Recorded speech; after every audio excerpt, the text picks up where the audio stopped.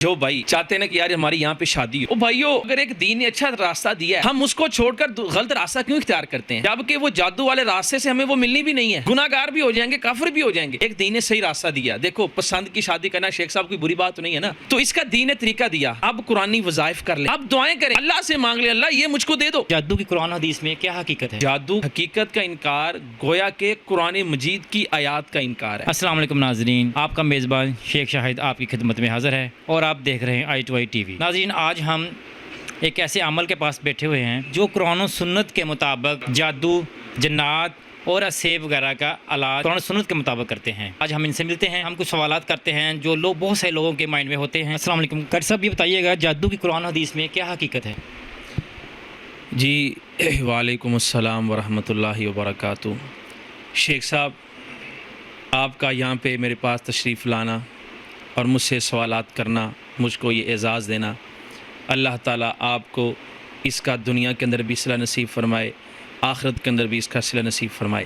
اس لیے کہ آج جو میں چند باتیں کروں گا یہ ایک ایسے مسائل ہیں کہ جو امت مسلمہ کے اندر، جہاں پہ امت مسلمہ ان مسائل کا شکار ہے، غیر مسلم بھی وہ ان بیماریوں کا شکار ہے۔ تو چلو غیر مسلم کو تو مان لیا، وہ قرآن و سنت کو نہیں مانتی، وہ علاج کا اپنا طریقہ اختیار کرتی ہے، لیکن جو مسلمان ہیں ان کا قرآن کے اوپر یقین ہے، ان کو تو یہ ضروری یہ سمجھنا چاہیے کہ رسول اللہ صلی اللہ علیہ وسلم کا یہ فرمان ہے کہ ما انزل اللہ داء الا انزل له شفاء، اللہ تعالیٰ نے کوئی ایسی بیماری نہیں اتاری کہ جس کی شفا نہ ہو، اور قرآن مجید سے بڑھ کر کون سی ایسی شفا ہو سکتی ہے کہ جو اس سے زیادہ اہمیت رکھتی ہو؟ کیونکہ قرآن مجید میں اللہ تعالیٰ ارشاد فرماتے ہیں اعوذ باللہ من الشیطان الرجیم وَنُنَزِّلُ مِنَ الْقُرْآنِ مَا هُوَ شِفَاء، کہ ہم نے اس قرآن کو شفا کے طور پر نازل کیا۔ جہاں پہ یہ قرآن مجید جسمانی بیماریوں کی شفا ہے، اس کے ساتھ ساتھ یہ روحانی بیماریوں کی بھی شفا ہے، یعنی دونوں قسم کی جو بیماریاں ہیں اس کا علاج اللہ تعالیٰ نے اس قرآن مجید کے اندر نازل فرمایا۔ جو آپ نے سوال پوچھا تھا کہ یہ جو جادو ہے کیا اس کی حقیقت کیا ہے؟ شیخ صاحب دیکھیں، جادو کا حقیقت کا انکار گویا کہ قرآن مجید کی آیات کا انکار ہے، کیونکہ قرآن مجید میں اللہ تعالیٰ ارشاد فرماتے ہیں وَلَا يُفْلِحُ السَّاحِرُ حَيْثُ أَتَىٰ، کہ جادوگر جہاں بھی آئے، جب بھی آئے، جیسے آئے، وہ اس جادو کے اندر کامیاب نہیں ہو سکتا۔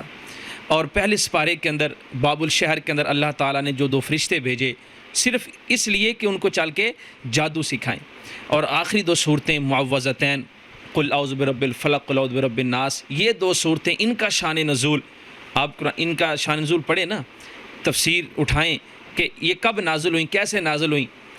تو اسی طرح صحیح بخاری شریف کی وہ حدیث جس میں لبید بن عاصم نے اللہ کے رسول صلی اللہ علیہ وسلم کو یہ جادو کیا تھا، اور 1 ماہ تک حضور السلام کے سر مبارک پہ اس کا اثر رہا۔ ایک نبی ہو کر جب اس کے اوپر یہ بیماری آ سکتی ہے، پھر نبی سے بڑھ کر نہ کسی کا عقیدہ صحیح ہو سکتا ہے اور نہ کسی کی کوئی عبادت صحیح ہو سکتی ہے۔ تو ایک ایسے انسان جو عقیدے کے لحاظ سے سب سے بہتر، عبادت کے لحاظ سے سب سے بہتر، ان کے اوپر اگر یہ بیماری کا اٹیک ہو سکتا ہے، علماء کہتے ہیں کہ یہ اللہ نے جو حضور کے اوپر جادو کروایا یہ صرف امت کو سمجھانے کے لیے تھا کہ بھائی یہ چیز حقیقت ہے، یہ ہو جاتی ہے۔ حقیقت کا یہ مطلب نہیں ہے کہ یہ جادو کرنا جائز ہے یا کروانا جائز ہے، جادو کرنا کروانا تو ویسے ہی کفر ہے۔ اور میں جو جادوگر کے پاس چلا گیا، اس نے کچھ کروایا نہیں، 40 دن تک اس کی عبادت قبول نہیں ہوتی، لیکن اگر اس نے چل کے کچھ کروا لیا تو وہ دار اسلام سے نکل گیا۔ لیکن یہ کہنا کہ بھائی جادو کا اثر ہی نہیں ہوتا، یہ بات غلط ہے۔ یہ قرآن مجید کی جو میں نے آپ کو پہلے وضاحت فرمائی اس سے یہی ثابت ہوتا ہے کہ جو جادو ہے نا یہ حقیقت ہے، اور اس کا جو انکار ہے یہ قرآن مجید کا انکار ہے۔ جی قاری صاحب بالکل ٹھیک فرمایا آپ نے۔ اچھا، جادو کی علامات کیا کیا ہوتی ہیں قاری صاحب؟ شیخ صاحب جادو کی نا میں آپ کو سرسری سی کوئی چند ایک علامات بیان کر دیتا ہوں۔ ابتدائی طور پر گھر، مکان یا کسی بھی جگہ کے اوپر پانی، خون کے چھینٹوں کا آنا، اسی طرح گوشت کا پھینکا جانا، یا بالوں وغیرہ کا، یا خشک غلے کا، چاول، دالیں وغیرہ، یہ اس کا مقصد ہوتا ہے کہ وہ جادوگر جو ہے نا اس کے اوپر گندی پڑھائی کر کے اس جگہ کے اوپر شیطانوں کے ذریعے وہ پھنکوا دیتا ہے تاکہ وہ جنات کو اس کے ساتھ قید کیا جا سکے۔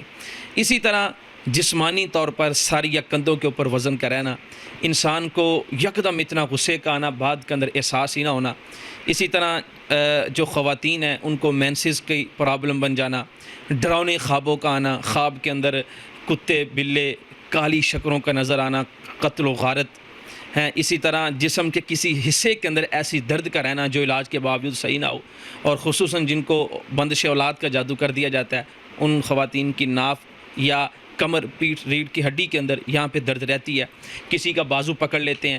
تو ہمیشہ جو جادو ہوتا ہے نا یہ جنات کے ذریعے ہوتا ہے، جہاں پہ کوئی جن نہیں ہوگا وہاں پہ یہ جادو بھی نہیں ہوتا۔ تو اس لیے یہ جو جن کا منہ میں آ کر بولنا ہوتا ہے نا یہ ایک آخری علامت ہوتی ہے۔ اصل میں جادو ہوتا خفیہ ہے، ہمیں اس وقت پتہ چلتا ہے کہ جب یہ منہ میں آ کے وہ جن بول رہا ہوتا ہے، اس سے پہلے ہم بھی نہیں مان رہے ہوتے۔ یہ وہ چند کلامات ہیں تو جو میں نے آپ کے سامنے بیان کیے ہیں۔ صاحب کیا جادو سے قرآن اپنا لوگوں کے کاروبار اور اولاد کی بندش ہو سکتی ہے؟ جی شیخ صاحب بالکل، بہت اچھا آپ کا سوال ہے۔ اس جادو کے ذریعے اولاد کی بندش بھی ہو سکتی ہے، اس جادو کے ذریعے کاروبار کی بندش بھی ہو سکتی ہے۔ دیکھو اس سے یہ نہیں کہا جا سکتا کہ یار کہ رزاق تو اللہ ہے، ہاں بالکل مانتے ہیں رزاق اللہ ہے، لیکن دیکھو ایک آدمی وہ اپنے آپ کو بہت سیف رکھتا ہے، وہ اچھی چیزیں کھاتا ہے، بری بیماری لگانے والی چیزوں سے بچتا ہے، وہ نہیں کھاتا، لیکن اس کے باوجود اس کو بیماری آ جاتی ہے، شوگر آ جاتی ہے، بخار چڑھ جاتا ہے۔ اس کا یہ مطلب تو نہیں ہے کہ دیکھو اللہ تعالیٰ جو ہے نا وہ انسان کے ساتھ ایسا جب نہیں کر سکتا تو پھر اس کو یہ کیوں ہوا۔ جس طرح وہ دوسری بیماریاں انسان کو لاحق ہو سکتی ہیں اسی طرح یہ بیماری بھی اللہ کی طرف سے ہوتی ہے، اور یہ بات ہمیشہ یاد رکھیں۔ میں اپنے ناظرین کو یہ بھی بتاؤں گا کہ جادو خود کے اندر یہ تاثیر نہیں ہے، ہاں اگر اللہ کا حکم ہوگا تو اس نے اثر کرنا ہے۔ اس سے کاروبار کی بندش، لوگ کاروبار بند کر دیتے ہیں اس کے ذریعے، اور یہ حقیقت ہے، اور اولاد کی بندش بھی ہو جاتی ہے۔ کیا کچھ لوگ ایسے ہوتے ہیں جن کی بیٹیاں اگر بیٹھی ہوتی ہیں وہ کہتی تھی ہماری شادی نہیں ہو رہی، شاید کسی نے جادو کر دیا، کیا ایسا ممکن ہے کہ کسی کی جادو کے ذریعے کسی شادی کو روک دیا جائے یا اس میں رکاوٹ ڈالی جائے؟ شیخ صاحب میں آپ کو عرض کروں، یہ ناظرین بھی حیران ہوں گے، 80% جو آج کل کا جو جادو چل رہا ہے نا وہ اسی لیے چل رہا ہے۔ لوگ دیکھیں نا، میں نے ان سے رشتہ مانگا تو انہوں نے رشتہ نہیں دیا، تو میں کیا کرتا ہوں اس کو حاصل کرنے کے لیے ہر وہ حربہ استعمال کرتا ہوں کہ بھائی کسی نہ کسی طریقے سے یہ رشتہ مجھے مل جائے۔ تو وہ پھر اس بچی کو حاصل کرنے کے لیے جب جادو کرواتا ہے تو وہ جادو کے ذریعے جنات ہوتے ہیں، وہ جنات ڈائریکٹ اس لڑکی کے اوپر حملہ کرتے ہیں۔ تو اس کے ذریعے جو ہے نا اکثر طور پر کچھ مریض جب میرے پاس آتے ہیں نا تو وہ جنات منہ سے یہ بول کے کہہ رہے ہوتے ہیں کہ یار اس کے ساتھ شادی کر دو، ہم پھر جائیں گے۔ تو کئی خواتین نے بتایا کہ بھائی اکثر طور پر نا ایک ذہن میں آ گیا، یہاں پہ ایک چشتیاں کا معاملہ ہے، 3 سال ہو گئے، وہ بیچارے بہت اچھی اس کی تعلیم اس لڑکی کی، بہت مطلب ہے کہ اللہ تعالیٰ نے خوبصورتی بھی عطا فرمائی، مال بھی دیا، سب کچھ دیا، لیکن رشتہ نہیں ہو رہا۔ انہوں نے کہا یار پتہ نہیں، کچھ جن بھی واضح نہیں ہو رہا تھا۔ جب میں نے اس پہ دم شروع کیا، منہ میں آ گیا، بولا، اس نے کہا بھائی میں جب بھی کوئی رشتہ لینے کے لیے آتا تھا تو میں اس کے چہروں کو ان کے سامنے بڑی بری شکل کے ذریعے ثابت کرتا تھا۔ گھر میں بہت خوش ہیں، جب وہاں پہ گئے نا اپنے گھر میں جاتے ہیں انکار کر دیتے ہیں، جواب ہی نہیں دیتے، تو یہ رشتوں کی رکاوٹ ہو جاتی ہے۔ اکثر ٹی وی پہ ہم اشتہارات دیکھتے ہیں تو اس میں لکھا ہوتا ہے کہ آپ کے محبوبہ کو 4 دن میں 5 دن میں آپ کے قدموں میں لے آئیں گے، کیا ایسا ممکن ہے جادو سے؟ یہ بھی شیخ صاحب یہ ہم مانتے ہیں کہ اس کے نقصانات ہوتے ہیں، جادو کا ہمیشہ نقصان ہی ہوتا ہے، لیکن یہ کہنا کہ بھائی وہ جس مقصد کے لیے جادو کروا رہا ہے اس کو وہ مقصد نہیں حاصل ہوتا، یہ تو پکی بات ہے۔ محبوبہ قدموں میں آ ہی نہیں سکتی غلط طریقے کے ذریعے۔ میں نا ایک اور بات یہاں پہ ضمناً کہہ دیتا ہوں، جو بھائی چاہتے ہیں نا کہ یار ہماری یہاں پہ شادی ہو، او بھائیو اگر ایک دین نے اچھا راستہ دیا ہے ہم اس کو چھوڑ کر غلط راستہ کیوں اختیار کرتے ہیں؟ جب کہ وہ جادو والے راستے سے ہمیں وہ ملنی بھی نہیں ہے، گناہ گار بھی ہو جائیں گے، کافر بھی ہو جائیں گے۔ ایک دین نے صحیح راستہ دیا، دیکھو پسند کی شادی کرنا شیخ صاحب کوئی بری بات تو نہیں ہے نا، اچھی بات ہے۔ تو اس کا دین نے طریقہ دیا، اب قرآنی وظائف کر لیں، اب دعائیں کریں، اللہ سے مانگ لیں اللہ یہ مجھ کو دے دو، ہیں جس طرح جادوگر سے آپ رابطہ کرتے ہو کہ یار یہ بچی ہمیں چاہیے، تو اسی طرح کسی عمل سے رابطہ کر لو کہ یار ہمیں کوئی دعائیں بتا دو، ہمارے لیے کوئی وظیفہ کر دو، ہمیں کوئی وظیفہ بتا دو، کوئی عمل کر دو، کوئی عمل ہمیں بتا دو کہ جس کے ذریعے ہم ایک اچھے طریقے سے ان کے والدین کو، دونوں کے والدین کو راضی کر کے ہم یہ کام کر لیں، تو یہ صحیح راستہ اختیار کریں۔ ڈاکٹر صاحب کیا جادو سے انسان پاگل ہو سکتا ہے، اپنے مینٹلی اپنا ذہنی توازن کھو بیٹھتا ہے؟ ایسا ممکن ہے یہ؟ صاحب یہ جو آپ کا سوال ہے نا، اس کا جواب قرآن مجید میں اللہ تعالیٰ ارشاد فرماتے ہیں یتخبط الشیطان من المس، کہ شیطان نے انسان کو چھونے کی وجہ سے اس کو پاگل بنا دیا ہے۔ یہ آیت بتاتی ہے کہ جب کوئی جن، کوئی شیطان، وہ جادو کا ہو یا جادو کے علاوہ ہو، جب انسان کے اس جگہ دماغ پہ حملہ کرتا ہے نا، پھر وہ پاگل اس کو بنا دیتا ہے، اس کو اپنے دماغ پہ پھر کنٹرول نہیں رہتا۔ یہ جو میاں بیوی کے درمیان لڑائی اکثر رہتی ہے، کس لیے رہتی ہے؟ یہی وجہ ہوتی ہے نا کہ ان کے دماغ پہ شیطان کا قبضہ ہوتا ہے۔ تو جب وہ شیطان سر سے سائڈ پہ ہوتا ہے، وہ بالکل صحیح ہو جاتا ہے۔ تو شیطان انسان کو، یہ جو چھوٹے بچوں کا پیٹ کے اندر، ماں کے پیٹ کے اندر بچوں کی گروتھ کو مسئلہ بنا کے بچوں کو حقیقت کے اندر پاگل بنا دیتے ہیں۔ یہ ڈاکٹر صاحب یہ بھی سننے میں آیا کہ اگر گھر میں سورۃ بقرہ کی ڈیلی تلاوت کی جائے، 5 ٹائم نماز پڑھی جائے، تو پھر وہاں پہ جنات یا جادو کسی چیز کا اثر نہیں ہوتا ہے، پھر یہ کیسا ہے؟ شیخ صاحب یہ کس نے کہا کہ جادو کا اثر نہیں ہوتا؟ وہ جو کہا گیا نا، وہ کہا گیا کہ جس گھر کے اندر صرف بقرہ پڑھی جائے وہاں سے شیطان بھاگ جاتے ہیں، لیکن جادو نہیں بھاگتا، یہ نہیں کہا گیا۔ ان الشیطان ینفر من البیت الذی تقرأ فی سورۃ البقرہ، یہ وہ حدیث ہے۔ جادو نہیں اس سے بھاگتا، اسے جنات بھاگتے ہیں۔ جس گھر کے اندر جادو چل جائے نا، وہ جن شیطان اس جادوگر کے پیچھے حصار میں ہوتے ہیں، اس کی پکڑ میں ہوتے ہیں، اپنی مرضی سے جا ہی نہیں سکتے۔ اس لیے ضروری ہوتا ہے سب سے پہلے اس جادو کی کاٹ کی جائے۔ اچھا، جادو کے ذریعے کسی کی جان لی جا سکتی ہے؟ ہاں، وہ واقعہ بہت حدیث کے اندر مشہور ہے۔ ایک صحابی، نئی شادی ہوئی تو نئی دلہن تھی، اللہ کے رسول صلی اللہ علیہ وسلم کے ساتھ وہ غزوے میں شریک تھے۔ تھوڑی دیر کے لیے چھٹی کی، کہا یا رسول اللہ میں اپنے گھر میں جانا چاہتا ہوں۔ آئے واپس، دیکھا کہ بیوی دروازے میں کھڑی ہے، تو بیوی کو دیکھا، غیرت آئی، کہا تم دروازے میں کیا کر رہی ہو؟ اس نے کہا آؤ دیکھو تو صحیح اندر کیا جا۔ وہ اندر گئے، دیکھا اندر ایک بہت بڑا اژدہا سانپ تھا۔ تو بیوی کہتی ہے کہ وہ جنگ سے واپس آ رہا تھا تو اس کے ہاتھ میں نیزہ تھا۔ جیسے ہی اس نے سانپ کو نیزہ مارا، مجھے نہیں پتا چلا کہ سب سے پہلے میرا شوہر مرا یا وہ سانپ مرا۔ شوہر بھی مر گیا، سانپ بھی مر گیا۔ کیا تھا؟ وہ سانپ جن تھا۔ جیسے ہی وہ اس کو مارنے لگا، اٹیک کرنے لگا، اس کا غلبہ آیا، اس نے مار دیا۔ تو انسان کی یہ جان لے سکتا ہے، لیکن جہاں پہ اللہ کا اختیار ہو۔ میں بار بار یہ بات کہہ رہا ہوں، جیسے انسان کی جان نہیں لے سکتا ہے نا، تو پھر ہم کیوں کہتے ہیں کہ بھائی جان تو اللہ لیتا ہے؟ اگر انسان کی جان لینے کا سبب بن سکتا ہے، تو جن بھی انسان کی جان لینے کا سبب بن سکتا ہے۔ اس میں کچھ لوگ کہتے ہیں کہ ہمارے مقدر میں، نصیب میں ایسا ہی لکھا تھا کہ میری موت ایسی ہی آنی تھی، کیا پھر یہ کہتے ہیں اگر اللہ نے ایسے لکھا تو پھر ایسے ہی ہونا تھا؟ اس میں یہ کیسے؟ صاحب، تقدیر کو پہلے سہارا نہیں بنایا جاتا، نقصان کے بعد تقدیر کو سہارا بنانا جائز ہے۔ اس لیے کہ نقصان سے پہلے تو ہمیں پتہ ہی نہیں ہے کہ ہمارے ساتھ کیا ہونے والا ہے، پھر ہم تقدیر کا سہارا کیوں بنائیں؟ تقدیر کا سہارا نقصان کے بعد بنانا یہ فرض ہے۔ پھر یہ نہیں کہنا کہ یار میں ایسے کرتا تو ایسے ہوتا، نہیں، یہ کہنا کہ بھائی ہاں اللہ کو ایسے منظور تھا، ایسے ہو گیا۔ کچھ لوگ میں نے ایسے دیکھے جی، میں اگر اپنا ٹرین پہ جا رہا ہوں، خودکشی کرنے جا رہا ہوں، کہ میرے نصیب میں، مقدر میں ایسا ہی تھا، میں نے ایسا ہی مرنا تھا، تو اس میں میرا اختیار کہاں پہ تھا؟ لوگ پوچھتے ہیں شیخ صاحب دیکھیں، میں خودکشی کرنے جا رہا ہوں، کیا مجھے پتا ہے کہ میرے مقدر میں خودکشی لکھی ہے؟ میں نے اللہ کی وہ تقدیر کو پڑھا ہوا ہے، لکھا دیکھا میں نے اپنی آنکھوں سے، تو پھر میں کیسے کہہ سکتا ہوں کہ میری تقدیر میں یہ؟ دیکھو کون سا ایسا انسان ہے کہ وہ کہتا ہے دنیا میں مجھے تکلیف نہ آئے، مصیبت نہ آئے، آزمائش نہ آئے؟ سب سے بڑھ کر اس دنیا کے اندر آزمائشیں انبیاء پہ آئی ہیں۔ کیا آزمائش کا یہ مطلب ہے کہ آدمی جناب مصیبت کو دیکھ کر وہ اللہ کی نافرمانی کر خودکشی کر لے، جس طرح وہ عائشہ نامی لڑکی نے کی ہے؟ یہ کوئی جواز نہیں ہے حدیث میں۔ جو خودکشی کرتا ہے نا، قیامت تک وہ جب دوزخ میں اس کو ڈالا جائے گا نا، ہمیشہ کے لیے اس کو یہ سزا دی جائے گی کہ اپنے آپ کو وہی جو چیز اس نے کھونپی تھی، خودکشی کی تھی، وہی کرتے رہو۔ سب ایک اور بات بتائیے گا ہمیں کہ ایک بندے نے، اس کو پتہ نہیں تھا کہ کچھ میڈیسن ایسی ہے کھا کے صرف میں اپنا صرف ایکٹنگ کروں گا، مروں گا نہیں، کسی نے بتایا ہوگا اس میں جان نہیں جائے گی، صرف ایکٹنگ ہوگی، اگر وہ چیز کھا لیتا ہے، کوئی ٹیبلٹ کھا لیتا ہے، اس کی ڈیتھ ہو جاتی ہے، کیا یہ خودکشی میں آئے گا پھر؟ نہیں، وہ بچہ چھوٹا ہے، اس کو پتہ نہیں ہے کہ بھائی میں کیا کھا رہا ہوں، یہ کیا چیز ہے۔ اگر تو وہ لا علمی کے اندر اس نے ایسا کیا ہے، پھر تو اللہ نیتوں کو بہتر جانتا ہے، ٹھیک ہے، ہم کہیں گے بھائی اللہ جانے یا وہ جانے، لیکن اگر اس نے جان بوجھ کر یہ کام کیا ہے تو پھر تو ہم یہ کہہ سکتے ہیں بھائی اس نے غلط کام کیا ہے۔ اگر وہ کسی کو ڈرانے کے لیے گھر والوں کو میں نے شادی وہاں کرنی ہے جی، اگر نہیں کریں گے میں یہ کروں گا، لیکن اس کو پتہ ہو، کسی نے بتایا ہو کہ اسے کھانے سے انسان مرتا نہیں ہے، زندہ رہتا ہے، کچھ دینے کے لیے وہ صرف بے ہوش ہو جائے گا۔ شیخ صاحب، دین نے ہمیشہ راہیں بند کی ہیں، جہاں پہ ہمارے یہاں پہ نا والدین بھی غلطی کرتے ہیں. جب والدین کو پتہ چل جائے نا کہ یار یہ بچی یہاں پہ راضی ہے, تو پھر اپنی انا کی قربانی دے کر نا اس کا کفر دیکھ کر اس کی شادی کر دینی چاہیے.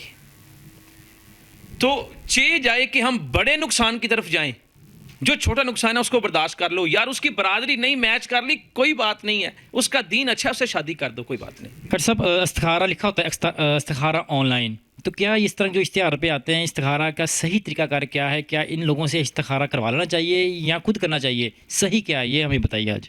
شیخ صاحب جو استخارہ ہے نا, استخارہ کہتے ہیں اللہ سے خیر طلب کرنا, اللہ سے مشورہ کرنا. قرآن و سنت میں کہیں بھی میں نے نہیں پڑھا کہ کسی صحابی نے یا کسی تابعی نے کسی دوسرے سے وہ استخارہ کروایا ہو. استخارہ کا ایک ہی طریقہ وہ یہی ہے کہ انسان اپنے بارے میں خود ہی اللہ تعالیٰ سے استخارہ کرے.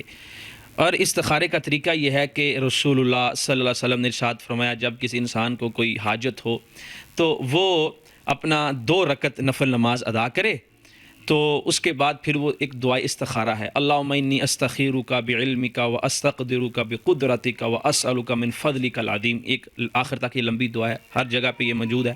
وہ دعا پڑھیں, 3 بار پڑھ لیں, 7 بار پڑھ لیں. اس کا یہ مطلب ہوتا ہے کہ اللہ یہ جو کام ہے میرے لیے بہتر ہے, اس میں آسانیاں پیدا فرما دے, اگر بہتر نہیں ہے تو مجھ کو اس سے بچا لے. تو یہ صحیح ہے. کسی دوسرے سے کروانا نہ اس طرح ہوتا ہے. یہ سب کاروبار تو ہم کہہ سکتے ہیں, معاشی مسئلہ تو کہہ سکتے ہیں, لیکن دین کا مسئلہ نہیں ہے یہ. ڈاکٹر صاحب سب سے امپورٹنٹ کوشچن یہ ہوتا ہے کہ جب بھی ہم کسی عمل یا کسی عالم کے پاس جاتے ہیں جو اس طرح کے جنات کا کام کرتے ہیں, وہ کہتے ہیں جی فلاں جن ہم سے اتنے پیسے مانگ رہے ہیں, وہ اتنے کھانا کھا رہے ہیں, اتنا گوشت مانگ رہا ہے, اتنا یہ کچھ یا پورا بکرا مانگ رہے ہیں, اس کو دینا جی ہمیں پیسے دیں. کیا جنات بھی ہم سے چیزیں لے کھا سکتے ہیں یا خود وہ اپنا ارینج کرتے ہیں؟ یار وہ کوئی جن جو ہے نا یہ اس طرح کی حرکتیں نہیں کرتا, یہ خود جو ہے نا شیطان ہوتے ہیں, یہ جادوگر جو اس طرح کے لوگوں کو طریقے بتاتے ہیں. قرآن و حدیث میں اس کا کوئی ثبوت نہیں ہے, یہ کوئی حقیقت نہیں ہے. تو جن وغیرہ کھاتے تو ہوں گے نا کچھ نہ کچھ. جنات جو کھاتے ہیں ان کی الگ خوراک ہے, لیکن یہ ہے کہ حدیث میں آتا ہے جو آدمی بغیر بسم اللہ کے کھاتا ہے اس کے ساتھ شیطان بھی کھاتا ہے. جو بغیر دعا پڑھے ہم بسری کرتا ہے, شیطان بھی ساتھ ہم بسری کرتا ہے. اس سے یہ پتہ چلتا ہے کہ دین نے جو چیزیں بتائی ہیں نا, ہر کام کے اندر اللہ کا نام لینا, دعائیں پڑھنا, ان کا اہتمام کریں. جو ہم لوگ صدقہ خیرات کرتے ہیں, ہم اکثر کالے ماں انڈا لے کے پھینک دیتے ہیں, گوشت بڑا لے کے باہر پھینک دیتے ہیں, تو وہ گوشت کدھر جاتا ہے؟ وہ اس کی کیا طریقہ کار, کیا وہ ٹھیک ہے؟ یار یہ سب فضول ہے. کسی غریب کو نہیں دینا, مسکین کو نہیں دینا, وہ باہر کسی کو پھینک دینا, وہ جانور بھی نہیں کھاتے. یہ سب جان بوجھ کر ان لٹیرے لوگوں کے یہ حربے ہیں, جان بوجھ کر لوگوں کو غلط راستے کی طرف لے کے آتے ہیں. ساتھ ہمسایہ بھوک سے مر رہا ہے, اس کے پاس کھانے کے لیے ایک وقت کا کھانا نہیں ہے, اور یہ اپنے گوشت کو باہر پھینک رہا ہے. ڈاکٹر صاحب اب اس کا پھر علاج کیا ہوگا؟ سب کا اگر لوگوں کے ہوگا, آپ کے پاس کیسے آئے ہیں, آپ سے رابطہ کیسے کریں, اور اس کا علاج کا طریقہ کار بتا دیں ہمیں تھوڑا. اس کا نا جی میں آخر میں 1 آدھے سیکنڈ کے اندر آپ کو بتا دیتا ہوں. اس کا جب کسی پہ ایک بار جادو ہو جاتا ہے نا, پھر میں یہ کہتا ہوں کہ بھائی اس کو نا خود ڈاکٹر بن کے نہیں بیٹھنا چاہیے, پھر کسی اچھے معالج کو تلاش کرنا چاہیے, اس سے علاج کروانا چاہیے. تو اگر جادو ہو چکا ہے اور ہم اس کا علاج نہیں کروا رہے تو یہ ہماری بدقسمتی ہوگی. ہاں علاج کرواتے وقت بھی ہم یہ نہیں کہنا چاہیے کہ یار دیکھو ہم نے اتنے لوگوں سے علاج کروا لیا, علاج نہیں ہو پا رہا. حضرت ہم دکان پہ آلو لینے جاتے ہیں نا, ہم دیکھتے ہیں, بار بار ہاتھ لگاتے ہیں کہ گلا سڑا تو نہیں ہے. ہر چیز کے اندر ہم دنیاوی معاملات میں چھان بین کرتے ہیں. جب دین کا معاملہ آتا ہے وہ سارے صحیح ہے, جتھے جو لگا رہن دو. نہیں یار, دین کے معاملے کے اندر بھی چھان بین کرو, دیکھو, ڈھونڈو. ایک محلے میں 10 ڈاکٹر بیٹھے ہیں, ضروری نہیں ہے کہ 10 کے ہاتھ میں شفا ہو, اللہ نے 1 آدھے کے ہاتھ میں شفا دینی ہے. تو جب آپ پہ جادو ہو گیا نا تو پھر آپ وہ تلاش کرو, آپ کو ہر جگہ پہ مطلب ہے کہ مل جائیں گے کوئی اچھے لوگ بھی انشاءاللہ العزیز. میں یہ نہیں کہتا کہ میرے پاس آئیں, میں آپ کو یہ کہتا ہوں آپ کو کسی جگہ پہ بھی وہ کہیں پہ کوئی قرآن و سنت کے مطابق دم کرنے والا, علاج کرنے والا مل جائے, اس کا علاج کرواؤ, پھر اس کا علاج ہو. تو اس کا طریقہ کیا ہوگا؟ ہمیں کیسے پتہ چلے گا یہ بندہ بالکل ٹھیک کام کر رہے ہے؟ ہمیں کیسے پتہ چلے گا نا سر؟ یہ جو جواب ہے, سوال ہے نا آپ کا کہ ہمیں کیسے پتہ چلے گا. اللہ نے انسان کو عقل بڑی دی ہوئی ہے, اس کو پتہ چل جاتا ہے کہ یہ صحیح ہے یا یہ غلط ہے, پتہ اس کو چل جاتا ہے. یہ نہیں کہا جا سکتا کہ اس کو پتہ نہیں چلتا. ڈاکٹر صاحب اپنا سیل نمبر اور آپ سے رابطے کا طریقہ کار جو ہے وہ ذرا واضح کر دیں. शेख साहब मेरा जो है ना फ़ोन नंबर, रابطے کا طریقہ رات ہو دن ہو ہم تو لوگوں کی خدمت کے لیے وقف ہیں. جب بھی کوئی فون کرے ہم انشاءاللہ حاضر ہیں. فون نمبر ہے 0308 6030151 0308 60 30 151 پنجابی دے اندر جی. ناظرین اگر آپ کو یہ ویڈیو پسند آئی ہو اور اس طرح کے مزید ویڈیو آپ چاہتے ہیں اس چینل کو سبسکرائب کریں اور شیئر کر دیں. السلام علیکم.